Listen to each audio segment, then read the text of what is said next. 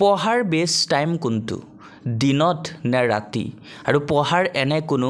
secret পদ্ধতি আছে নে যাৰ সহায়ত আমি যি পঢ়ো সব মনত ৰাখিব পাৰিম তো ছাত্ৰ ছাত্ৰীসকল তোমালোকৰ বাবে আজিৰ এই ভিডিওটো বহুত গুৰুত্বপূৰ্ণ হ'বলৈ গৈ আছে গতিকে ভিডিওটো স্কিপ নকৰাকে সম্পূৰ্ণ ভিডিওটো চাবলৈ ট্ৰাই কৰিবা বহুত কিবা কিবি শিকিবলৈ পাবা আৰু যদি আমাৰ এই চেনেলত আজি নতুন আহিছা চেনেলটো সাবস্ক্ৰাইব কৰি ৰাখিবা যাতে সদায় এনে ধৰণৰ ইনফৰমেটিভ ভিডিওবিলাক পাই থাকা তো পঢ়াৰ বেষ্ট টাইম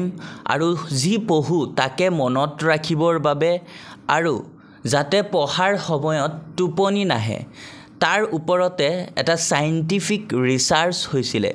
আৰু সেই ৰিসাৰ্চত সাইন্টিষ্ট এজনে দুটা গ্ৰুপত ষ্টুডেন্টক ডিভাইড কৰিছিলে আৰু তাতে প্ৰথম গ্ৰুপটোক কৈছিলে যে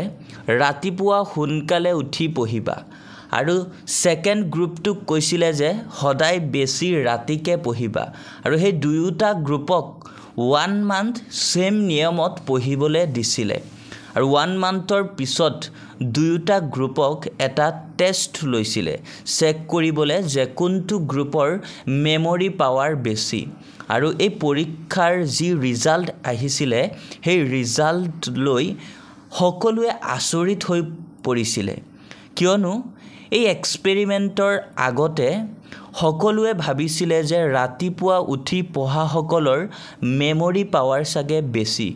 তেওঁলোকে পঢ়াবিলাক বেছিকে মনত ৰাখিব পাৰে এতিয়া সকলোৰে মনত নিশ্চয় প্ৰশ্ন আহিছে সাগে যে এই এক্সপেৰিমেন্টত কি ৰিজাল্ট আহিছিলে কিন্তু তাৰ আগতে কমেন্টছত জনাবাচোন তোমালোকৰ কনসেন্ট্ৰেশন পাৱাৰ বা ফোকাস পাৱাৰ কোনটো টাইমত হাই থাকে দিনত নে ৰাতি এতিয়া এই এক্সপেৰিমেন্ট ৰিজাল্টত দেখা গৈছিল যে দিনত আৰু ৰাতি পঢ়া দুয়োটা গ্ৰুপৰ মেমৰি পাৱাৰ প্ৰায় একেই কিন্তু তাতে যোনটো গ্ৰুপক ৰাতি পঢ়িব দিছিল সেই গ্ৰুপটোৰ মেমৰি পাৱাৰ অলপ বেছি দেখা গৈছিল আৰু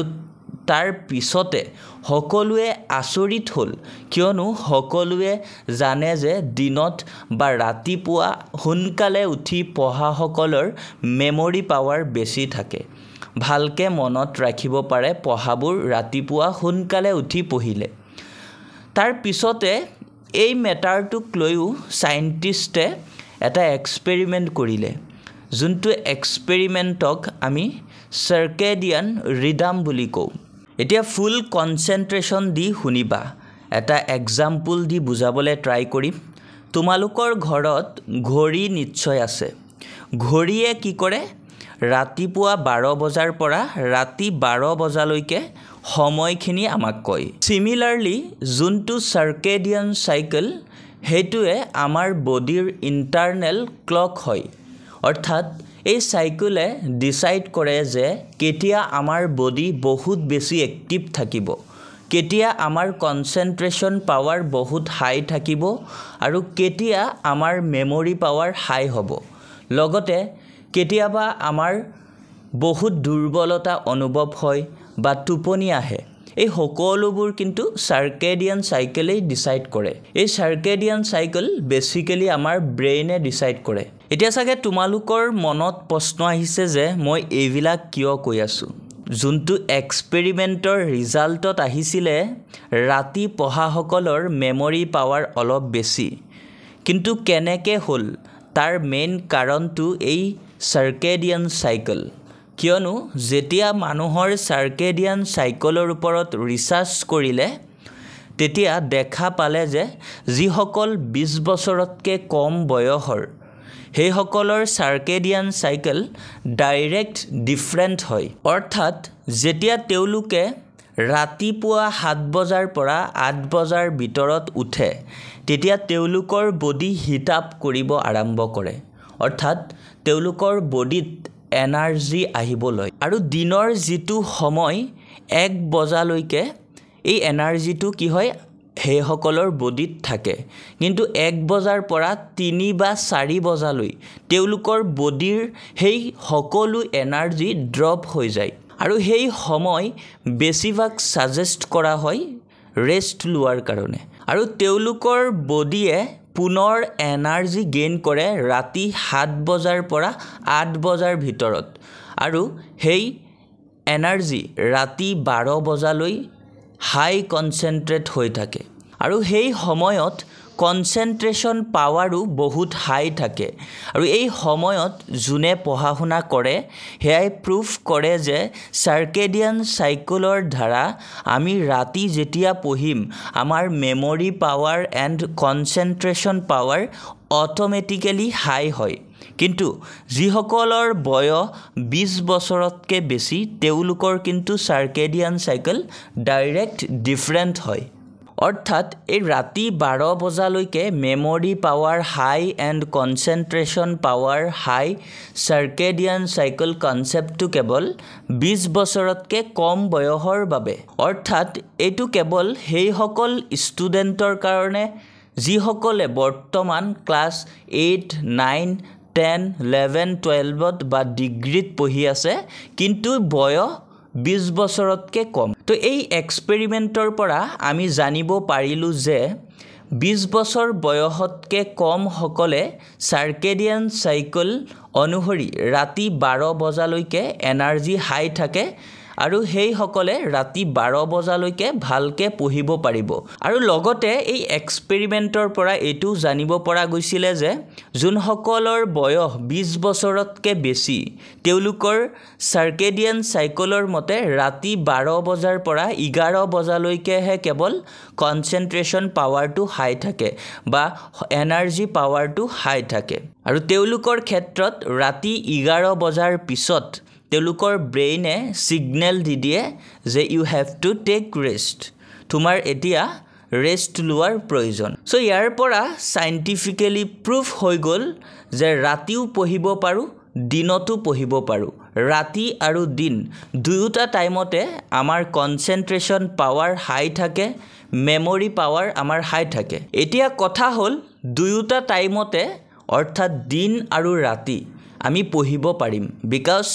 দুয়োটা টাইমতে আমাৰ কনসেন্ট্ৰেশন পাৱাৰ হাই থাকে এনে কোনো কথা নাই যে আমি ৰাতি পঢ়িব লাগিব বা দিনতে পঢ়িব লাগিব কিন্তু প্ৰ্যাকটিক্যালি চাব গলে ৰাতি পঢ়া অলপ টাফ হয় তাৰ দুটা মেইন কাৰণ আছে তাৰে প্ৰথমটো কাৰণ হৈছে ডিস্ট্ৰেকশন আৰু দ্বিতীয় নম্বৰ কাৰণটো হৈছে টোপনি বেছিকে আহে ডিস্ট্ৰেকশন মানে হল আমি ভাবো যে আজি ভালকে পঢ়িম কিন্তু পঢ়াত বহাৰ পিছত অলপ টাইম পঢ়াৰ পিছতে আমাৰ ধ্যানটো মোবাইলৰ পিনে গুচি যায় লগতে আমি ভাবো যে অলপ টাইম ব্ৰেক লৈ লও তাৰ পিছত পঢ়িম বা অলপ মোবাইল চাই লও অলপ ৰিলছ চাই লও তাৰ পিছত আমি পঢ়ো ইত্যাদি এনে ধৰণৰ বহুত থিংকিং আমাৰ মাইন্ডত আহি থাকে আৰু আনটো হল টোপনি আমাৰ কি হয় যেতিয়া আমি বেলেগ কিবা কৰি থাকো তেতিয়া কিন্তু আমাৰ টোপনি নাহে পঢ়াত যেতিয়াই বহিলো পঢ়াত বহাৰ অলপ পিছতে অলপ পঢ়িলো আমাৰ টোপনি আহি গল তাৰ কাৰণ কি তাৰ কিবা সলিউশন আছে নে নিশ্চয় আছে এতিয়া আহিব interesting topic so video skip নকৰাকে সম্পূৰ্ণকে চাবা এই প্ৰবলেম বিলাকৰ সলিউশন কৰিবৰ বাবেও এটা সাইন্টিফিক্যালি এটা এক্সপেৰিমেন্ট কৰা হৈছিল আৰু সেই এক্সপেৰিমেন্টৰ পিছতে এই প্ৰবলেম বিলাক ধুনিয়াকে সলভ কৰা হল তো এই প্ৰবলেম বিলাক যদি তোমালোকে সলভ কৰিব বিচৰা তেতিয়া তোমালোকে এটা ৰুল ফলো কৰিব লাগিব যাৰ নাম হৈছে 3-2-1 ৰুল 3 মানে হৈছে হুৱাৰ 3 ঘণ্টা আগত 2 মানে হৈছে হুৱাৰ 2 ঘণ্টা আগত আৰু 1 মানে হৈছে হুৱাৰ 1 ঘণ্টা আগত তো এতিয়া ডিটেইলছত কবলৈ গৈ আছো 3 মানে হুৱাৰ 3 ঘণ্টা আগত যেতিয়া তুমি ভাবিবা যে আজি 12টা লৈকে পঢ়িম তেতিয়া তুমি যেতিয়া 12টা লৈকে পঢ়িবা বুলি ভাবিছা তেতিয়া তুমি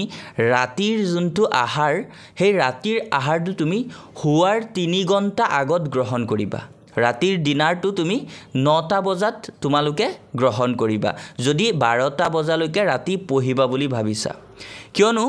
যেতিয়া তোমালোকে সোনকালে খাবা 12টা বজাৰ আগতে তোমালোকৰ কি হ'ব ভোক লাগিব তেতিয়া তোমালোকৰ কি হ'ব পঢ়াৰ পৰা মাইণ্ডটো অলপ গুচি যাব যে কিবা আমি খাবলে হেৰি কৰো বনাও বা বেলেগ কিবা আনো খাবলে এনেকে তোমালোকৰ মাইণ্ডটো অলপ খোৱাৰ পিনে গুচি যাব তেতিয়া কিন্তু আৰু পঢ়া নহব আৰু যেতিয়া তোমালোকৰ 12 বজাৰ আগতে ভোক লাগিব তেতিয়া তোমালোকে খোৱাৰ বাবে যেতিয়া কিবা কিবি বিচাৰিবা তেতিয়া তোমালোকৰ টাইম পাস হ'ব আৰু সেই টাইম পাস যেতিয়া হ'ব তেতিয়া তোমাৰ পঢ়াটো নষ্ট হৈ যাব এতিয়া আহিছো 2 নম্বৰ ৰুলছটোত হোৱাৰ আগত যি 2 ঘণ্টা অৰ্থাৎ 10ৰ পৰা আৰম্ভ হোৱা সময়খিনি 3 ঘণ্টা সময় যিখিনিত আমাৰ ব্ৰেইনটোৱে বহুত ডিস্ট্ৰেক্টিভ হ'ব ধৰে যিখিনি সময়ত আমাৰ ব্ৰেইনতে আমাক বেলেগ বেলেগ সিগনেল দিবলৈ আৰম্ভ কৰে আমাৰ ব্ৰেইনতে সিগনেল দিব যে অলপ পঢ়া ষ্টপ কৰি লোৱা অলপ এটু কৰি লোৱা অলপ হেতু কৰি লোৱা এনেধৰণৰ বহুত সিগনেল দিব ইয়াৰ কাৰণে তোমালোকে দুটা মেথড ফলো কৰিব পাৰিবা সেই মেথডখিনি যদি ফলো কৰা তেন্তে তোমালোকৰ এই ডিস্ট্ৰেক্টিভ প্ৰবলেমটো নাহে তো তাৰ বাবে তোমালোকে প্ৰথমটো মেথড হ'ল তোমালোকৰ যেতিয়া এনেধৰণৰ থিংকিং মনত আহিব তেতিয়া তুমি গান শুনিব পাৰা বা মোটিভেশনাল ভিডিও চাব পাৰা যাৰ ফলত তোমাৰ পুনৰ এনাৰ্জি আহি যাব আৰু পঢ়িব পাৰিবা 2 নম্বৰ মেথডটো হ'ল ৰিভাৰ্স কাউন্টিং অৰ্থাৎ উলুটা কাউন্টিং যেতিয়া তোমাৰ মাইণ্ডত এনেধৰণৰ থিংকিং বিলাক আহিব তেতিয়া তুমি ৰিভাৰ্স কাউন্টিং কৰিবা অৰ্থাৎ 10 9 8 7 6 5 4 3 1 এনেকে তোমালোকে ৰিভাৰ্স কাউন্টিং কৰিবা আৰু যেতিয়াই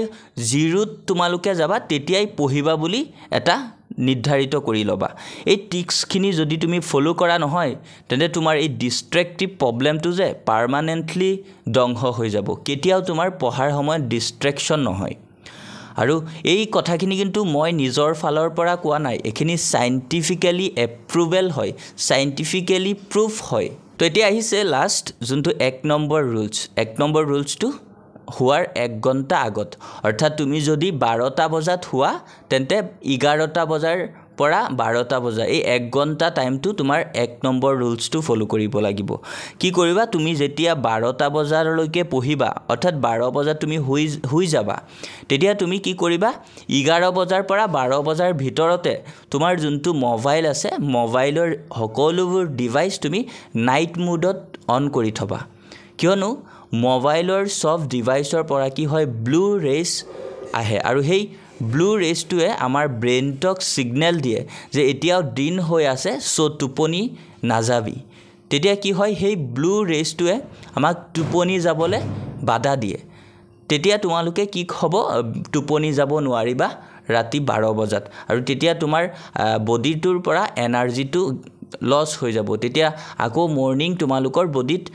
এনাৰ্জি অহা অলপ টাইম লাগিব বা তোমালোকৰ হেলথ প্ৰবলেম হ'ব পাৰে তো এই তিনিটা ৰুলছ তোমালোকে যদি ফলো কৰা তেতিয়া ডিস্ট্ৰেক্টিভ প্ৰবলেম তোমালোকৰ কেতিয়াও নহয় এতিয়া 2 নম্বৰ প্ৰবলেমটো আছিলে টোপনি বেছিকে অহা প্ৰথমটো আছিলে ডিস্ট্ৰেকশন আৰু 2 নম্বৰটো আছিলে টোপনি বেছিকে অহা কিয় হয় টোপনি বেছিকে কিয়নো যেতিয়া কিবা এটা আমাৰ ব্ৰেইনত বৰিং লাগে তেতিয়া আমাৰ ব্ৰেইনে কয় যে কামটো আমি আজি নকৰো কালি কৰিম তাৰ মানে তোমাৰ পঢ়া শুনা তোমাৰ কাৰণে বৰিং হৈ গল যাৰ কাৰণে তোমাৰ টোপনি আহে এতিয়া ইয়াৰ সলিউশন কিবা আছে নে নিশ্চয় আছে তো ইয়াৰ সলিউশন তুমি যদি বিচৰা তেনে তুমি তিনিটা স্টেপ ফলো কৰিব পাৰা যোন তিনিটা স্টেপ ফলো কৰিলে তোমাৰ পঢ়াৰ সময়ত কেতিয়াও টোপনি নাহে আৰু পঢ়া তোমাৰ বাবে এটা ইন্টাৰেষ্টিং টপিক হৈ পৰিব তো প্ৰথম স্টেপটো হ'ল ইন্টাৰেষ্টিং সাবজেক্টৰ পৰা পঢ়া ষ্টাৰ্ট কৰিবা অৰ্থাৎ তুমি যেতিয়া পঢ়া ষ্টাৰ্ট কৰিবা প্ৰথমতে আৰম্ভণিতে তুমি তোমাৰ ফেভাৰিট সাবজেক্টটোতে পঢ়া ষ্টাৰ্ট কৰিবা তেতিয়া তোমাৰ পঢ়াৰ প্ৰতি পুৰা ইন্টাৰেষ্টিং আহি যাব তেতিয়া টোপনি নাহে আৰু 2 নম্বৰ স্টেপটো হ'ল